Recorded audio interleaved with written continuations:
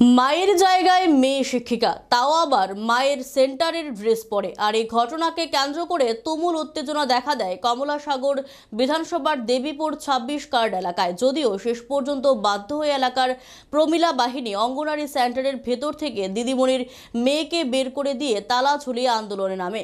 তাদের বক্তব্য, যতক্ষণ পর্যন্ত নতুন দিদিমণি নিয়োগ না করা হবে ততক্ষণ পর্যন্ত তালা খোলা হবে না। দেবীপুর 26 কার্ড এলাকায় অঙ্গনারী সেন্টারে একজন দিদিমণি এবং একজন হেল্পার দীর্ঘদিন যাবৎ কাজ করে আসে, কিন্তু সেই দিদিমণি সঞ্জু সরকারের বিরুদ্ধে এলাকার জনগণের দীর্ঘদিন যাবৎ অভিযোগ ছিল তিনি সময় মতো সেন্টারে আসছে না, ছাত্রছাত্রীদের পড়াশোনা করাতে পারছে না, এমনকি মিড ডে মিল খাওয়া নিয়েও অনেক অভিযোগ উঠেছিল।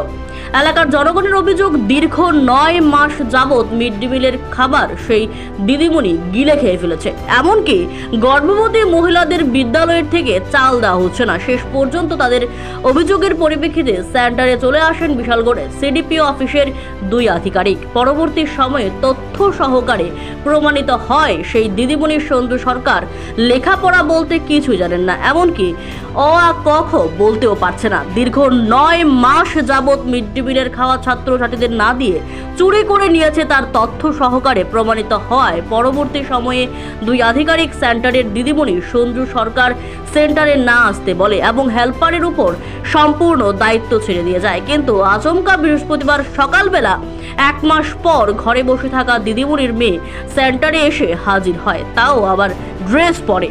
আর তাতেই ক্ষিপ্ত হয়ে ওঠে এলাকার জনগণ। তাদের বক্তব্য যে দিদিমণিকে বিভিন্ন অভিযোগ পেয়ে সেন্টার থেকে বের করে দেওয়া হয়েছে, তার মেয়ে কি করে সেন্টারে আসে কাজ করতে। পরবর্তী সময় তালা ঝুলিয়ে এলাকার প্রমিলা বাহিনী জানিয়ে দেয় নতুন দিদিমণি আসলেই তালা খোলা হবে। যদিও দিদিমণির মেয়ে জানান এলাকার প্রধানের অনুমতি নিয়েই সে এখানে এসেছে।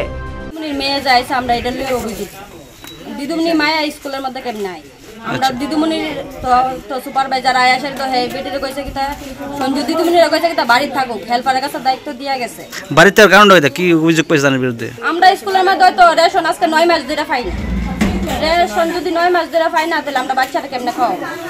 আমরা তো গরিব মানুষ, আমরা স্কুল থেকে চাল ডাল পাই আসা, কিন্তু বাচ্চারাও খাওয়াই বাড়ির মধ্যে। তারপরে দিয়া সেটা হয়তো আজকে 9 মাস ধরে যখন দেয় না। তাহলে কেমন লেখাপড়া করেছিল? তাহলে কিছুই পারে না। তারপরে কি হয়েছে? তারপর আমরা কইছি আমরা দিদিমণি লাগবে না, কত বড় একটা পঞ্চায়েতে মিটিং করছে, আমরা কইছি আমরা দিদিমণি পাল্টাই দেব। তারপরে তারাও পাল্টায় না দিদিমণি। আজকে কি হয়েছে? আজকে হনে তাইনের মেয়ে যায়, তাইনের মেয়ে আমরা স্কুলের মধ্যে ঢুকানো কোনো মানে শাড়িটা পছন্দ কেমনে, দিদিমণির শাড়ি মেয়ে কেমনে পরে। এর বাড়ি কোন জায়গা?